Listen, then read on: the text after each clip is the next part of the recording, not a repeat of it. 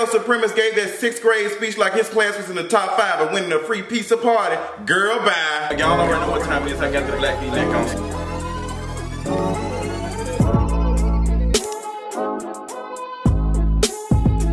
What's going on, y'all? I know I'm late as hell, as always. A lot of things I've been working on, honey, continuously to build For The Culture Podcast on fortheculturepodcast.com. Also, kingareese.com, that's steadily growing thanks to you all that's supporting and checking out every morning. Remember, you can always find the reviews and recaps on kingareese.com first, okay? A lot of things have been going on, honey.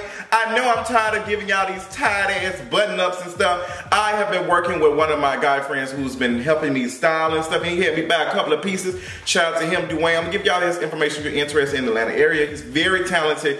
He's starting his own blog and stuff, so I'm trying to start some stuff. This wig is popping. Everything is going, honey. I got a lot of things to tell y'all about, but where do we start with? Let's start with this State of the Union address that Trump gave the other day. The state of the fool, the state of the cartoonian. It is so much going on. At this point, I'm going to tell y'all this as I give you this Trump update. We already know that Trump colluded with Russia. We already know that. We understand that that happened. At this point, all we're trying to make sure is we have the right evidence to say that there was collusion and there was obstruction of justice. At this point, that's all that Robert Mueller and his team with the FBI are doing. That's the only thing that they're doing. There's so much stuff coming out. There's been sources close to the White House that have said that he's trying to release this memo to, you know, talk about how the FBI was using FISA and, you know, using it illegally to obtain information on the Trump campaign and all that. It's just like it's a smear thing. Y'all can tell by watching Fox News, all of this, that they're trying to make the FBI seem like there's some type of liberal nest or some haven or something. We know that to be untrue. We know it is not true. We know that the FBI is just doing their job, honey. Well, this time they're probably doing their job, but y'all know they were at one point. Y'all know at one point they were. I think we were following Malcolm X and Martin Luther King and all that type of stuff. They were trying to deconstruct that. But see, you see how easy it was for them to do that with Martin Luther King and Malcolm X and all other black leaders during that time. But we have a white man who has a wife that's from Russia, and they're not even in the same damn motorcade going to the State of the Union. Like, we all know after Stormy Daniels, the porn star that allegedly Donald Trump has paid to have sex or probably be pissed on, we know if it was Barack Obama, we know how things would be. We know how it is. We've had all these evangelical leaders come out on the news and say, well, you know, that's not him no more. He's a better person. This man has called countries, shithole countries. This man has said, you know, Mexicans are rapists and bad people. He said the Charlottesville situation that the people protesting against white supremacy are, oh, it's good and bad on both sides. It is foolish at this point. I'm tired of mayonnaise politics. I'm tired of it. When I watched the State of the Union address, all I saw was a sea of white, bitter old men that need to just croak out, to be honest. And I'm just glad that I have my own platform where I can say that without trying to be politically correct. And when I say that, that doesn't mean necessarily saying awful things, but just saying the truth. I think people get that misconstrued of what politically correct means. Politically correct means me not fat shaming someone or using their body or something to talk about them. And you know, we all do it some way, but we need to kind of tone it down. That's something I've been working on, and talking about the mind and how they think. And we just like I said, we know that Trump is not here for black people. We know he's not here for people of color. Like he said time and time again, things that just are not right and just evil and is bigotry. We know that. We hear that. So I don't want to hear this 6th grade speech. So the bar was already low. He could have came out there and said, and the people would have been, oh, you know what? Girl, you out here doing it. Look at him doing it. Oh my gosh, doing it, and doing it round. We know that it was garbage. It was garbage. Like all the word, anytime he speaks like he's reading a goddamn 5th grade R.L. Stein goddamn Goosebumps book. Girl, you are not an accelerated reader. Your class is not getting the pizza party and free soda. It's not gonna happen. It's just not. So he got up there and he told a tight ass speech. The Democrats wore their Kunta Kinte bow ties and ties and shit. I'm not interested in that damn bullshit. I want motherfuckers to be out here doing the work. I want y'all to be out here doing the work with the communities, getting these folks involved, try to end this voter suppression. We have work to do, and we got a long way to go. I'm not interested in being adjacent to white supremacy. I'm interested in black liberation. I'm not here for this bullcrap. I'm tired. I know y'all all tired, girl. Maybe the spirit of Black History Month is touching my spirit, but also yesterday, I think the blue moon or super moon or Sailor Moon was out, and she was out here doing sprinkle dust and everything, and she had me very depressed and just very much in my feelings yesterday. I was questioning myself, my existence, what's the purpose of all this? Why am I still single? Why this and that? Why is my credit not where I want it to be? This and that. Like, I felt really like shit yesterday. It's probably why I didn't do a Wasted Wednesday on the 31st and stuff. But I just needed time to take to myself, and I know I had to tell myself and go and get it myself. So I took that time, and I really feel good today. So my energy is really aligned. I don't feel burnt out. I feel just here. Yesterday was kind of just, you know, me resting my body. I've slept really good the last 2 days, and I had a crazy dreams and stuff. But you know, I'm feeling good, and I just want to talk about all the things that's going on with this State of the Union. I have not had a chance to watch Angela Rye's State of the Union address. I love Angela Rye. I love her cousin Angela Rye, all this.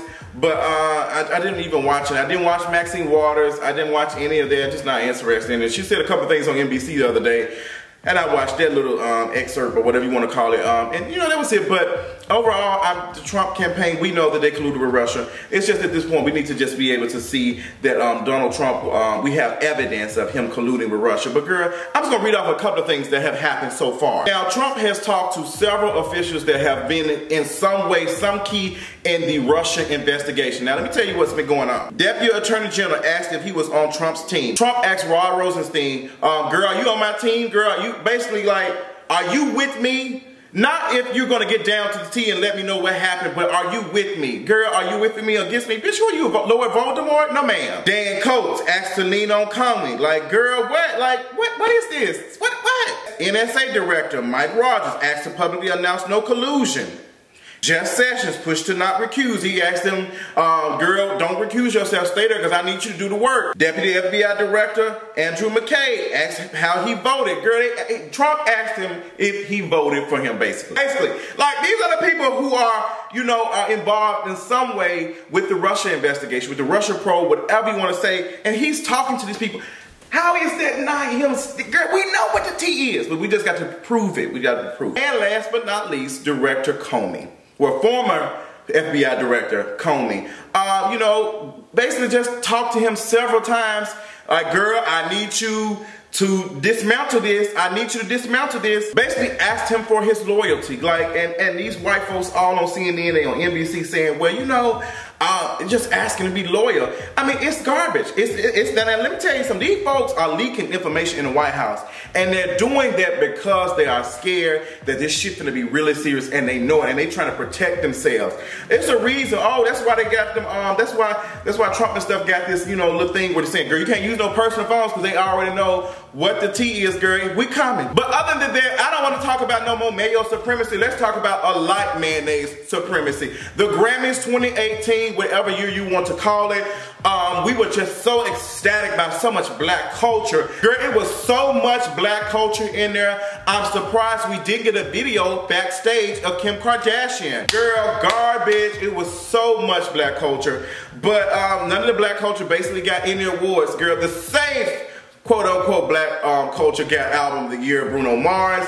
Y'all know how I feel about that. If y'all are not sure how I feel about that, check out For the Culture Podcast, honey. This is the latest sickening episode. We had a featured guest, Fonz Frank. Make sure you check him out on fonzfrank.com. He's a very talented writer and a very talented speaker. Y'all make sure y'all tell him that because he didn't think his voice sounded cute, but he sounded real good. Sickening ass voice on the track, bitch. Make sure you check out the latest episode. Listen to the track, bitch. Funny as hell.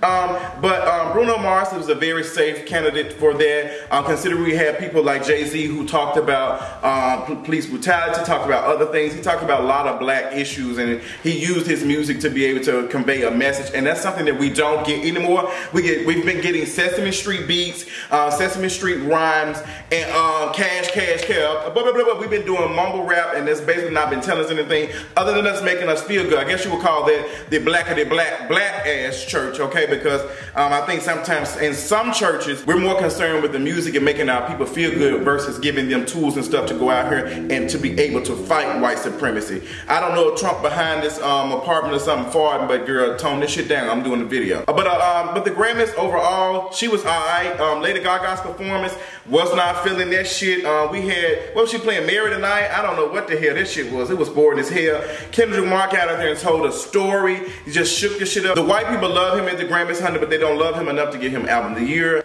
Personally, there's been a conversation about Bruno Mars being black and he's black. And I'm still trying to understand it because I don't think he identifies as black. And I know that might not matter to some people, but it matters a lot when we pay attention to how representation is, how like why is it always this certain type of black person or person of color always being pulled to the forefront? Why can't I have a blackity black ass Negro out there that's talking this shit unapologetically, not just, you know, being not just being quote unquote ghetto or whatever, ghetto, not being that, but just being unapologetically black, meaning that I'm telling you what the tea is and what the truth is and making you uncomfortable. Somewhat of what Cardi B did when she said she felt those butterflies in her stomach and in her vagina. But the Grammys, girl, let's talk about it. Rihanna performance. The visuals were good. I felt like I was in some coffee house and they had turned into poetry night, and I was here for it. The song beautiful. DJ Khaled, he can just be off that song, to be honest. He really don't bring any flavor to that shit other than that rhetorical ass talking he be doing. Sick of his shit. But you know, Rihanna got out there. I think she did the Gada Gada or something. It was some type of African dance or Caribbean dance. It was cute. I don't know all of that, but that's what they said it was, and it was cute. Somebody said she was doing the stanky leg. I don't say how they thought that was the stanky leg. Stanky leg is something different. But Rihanna got out there and did it. Girl, she got out there and she danced, honey. She was on fire. But her vocals were cold. Rihanna, you sound a shit ass mess.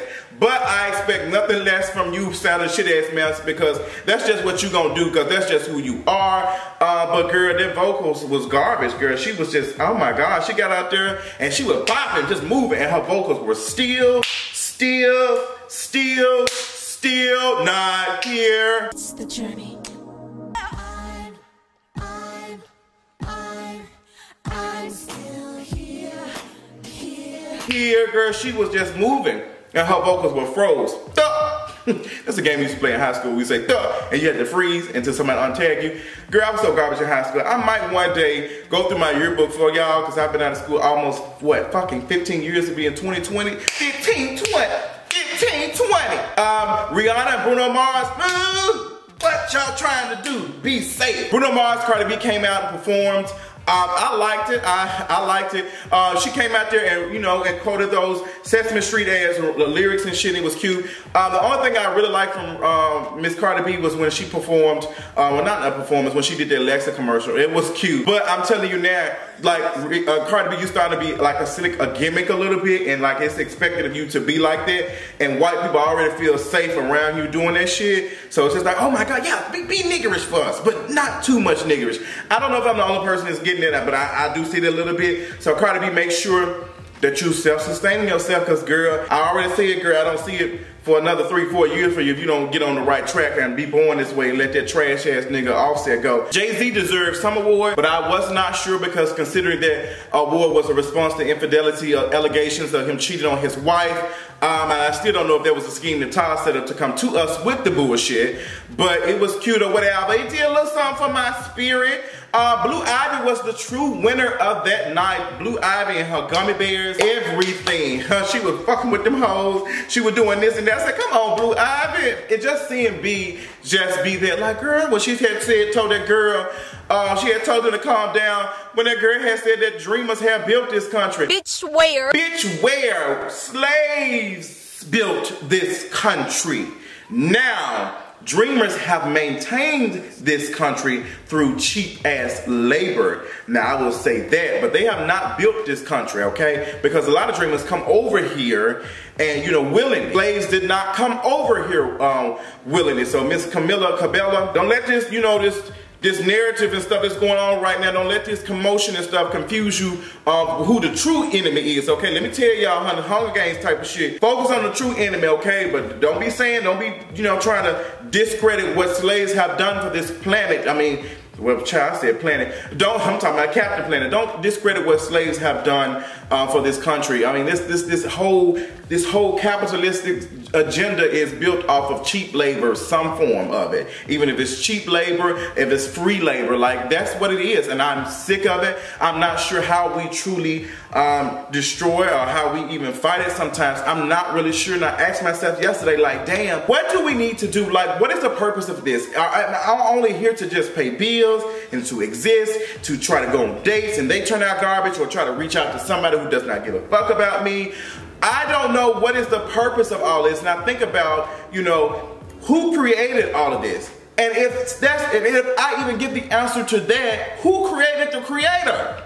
And created that? Like, did we just have a white ass canvas, or really a black canvas, and just everything just pops up? Like, I just have so many questions. And I'm not interested in hearing the Bible version of it. No shade to anybody who's religious, Christianity, Muslim, all that practice, Islam, all that type of stuff, if I'm even saying it right. But I'm just interested in the scientific thing of it. Well, you know, religion is slick science a little bit. Is it true science? That's a good question. But yeah, I got a couple of questions, girl. A couple of things, honey. Just a couple of things going on. Overall, the Grammys was a dud. They did not give the people who deserved the stuff. SZA truly deserved something. I think SZA deserved at least new artists. She was not given that. That was given to Alyssa.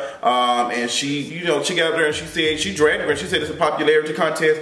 I'm glad that she brought it up because, you know, the Grammys probably used the same tactics that everybody was using, how they were talking about how Netflix negotiated with Monique.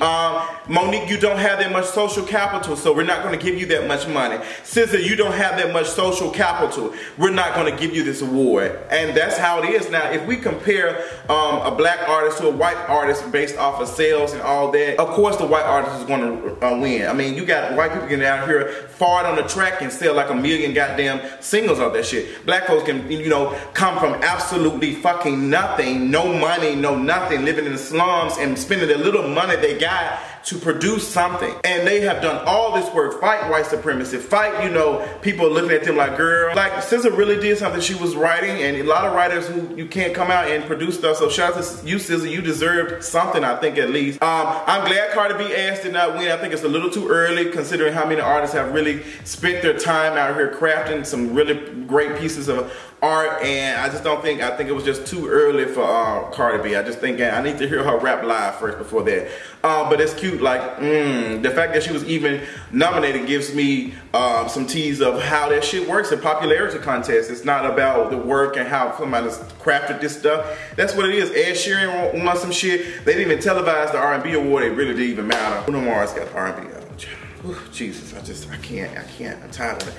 Moving on to other stuff, done talking about the tight ass Grammys. Let's talk about Kim Kardashian being in the news again for her Boo Derek braids, Boudin in the parking lot. I'm tired of Kim Kardashian. A lot of folks were saying a couple of things. I was in the shade room comments and just kind of dragging a little bit, just a light tug, because there were a lot of angry ass Negroes that had a lot of internalized racism within themselves. They were telling black folks, we got other things to worry about, black on black crime, this and that. We can focus on all this shit at the same fucking time, bitch. I can pay 4 fucking bills, dispute this on my credit, and take out a payday loan next week, all in the same goddamn month with 28 days, girl. Get your 24 carat, hey, in the air. We can focus on all that. So don't try to tell me, oh girl, that's not important. No, Kim Kardashian, the reason why your ass don't need to be wearing no goddamn braids, period, is because when a black woman does it, she can't wear a fucking hat on her motherfucking head and still be in the goddamn military, okay? I have been in the army and I have witnessed how white people have treated black women when it comes to them doing hair, whether them doing their hair or doing something to it. They call it trendy. That's how they look at it. So when a black woman does it to be able to go out in the field and do the goddamn work and whatever branch or however she doing, because you know some black women, they going to the beach, they getting their hair done, okay? They getting their braids done, okay? To make sure that shit is tight, okay? And right.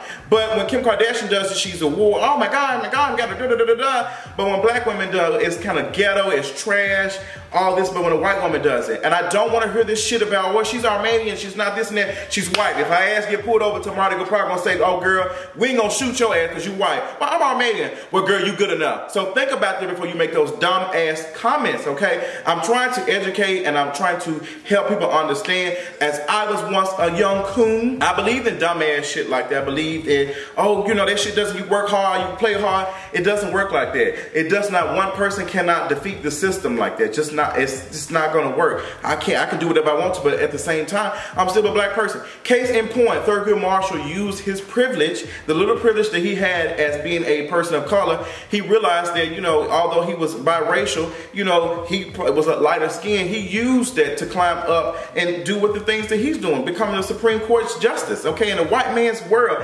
Come on. Let's do better. Let's do some thinking. Let's truly understand what is going on. So Kim Kardashian, I'm never here for you doing that, and I'm tired of you benefiting off of the backs of blacks and black culture. I'm just really sick of it. But I mean, girl, you gonna do that anyway. As far as her having a titty out with a cupcake, I really don't care. I think a woman can be able to do whatever the hell she wants to. Men around here having prints and shit and dick prints all the time on social media, and no one's telling them to put their shirts on or cover that shit up. So women, do this shit too. That's all I got on that. But my ass has talked to y'all enough, honey. Check out most of these stores on KingofReach.com, honey. I love y'all so much. I want to just tell y'all that I really appreciate y'all. Shout out to my girl Tylea Wallace, girl, who sent me a beautiful card. Matter of fact, hold on. I always enjoy getting beautiful cards and letters that I sent from my beautiful people. She got me a little card. Y'all see it? Okay, I got a crown, bitch. I got a crown and a dirty ass Best Buy shirt. I actually got one in the closet. You know, she was just, I ain't gonna put it because her number in her, but she was like, oh, she was like, shout out to y'all. Y'all doing the thing. Y'all doing it for the culture. And it was just very sweet. Oh, I just love it. I love when y'all do things like that because I always keep it by my desk because it encourages me to continue to do what I'm doing. And I just love y'all for that. But like I said, I appreciate the support. There are so many things I'm interested in doing this year. I'm coming for everything that was promised to me in 2018, 2017, tugged on my wig, my credit score, and my bank account.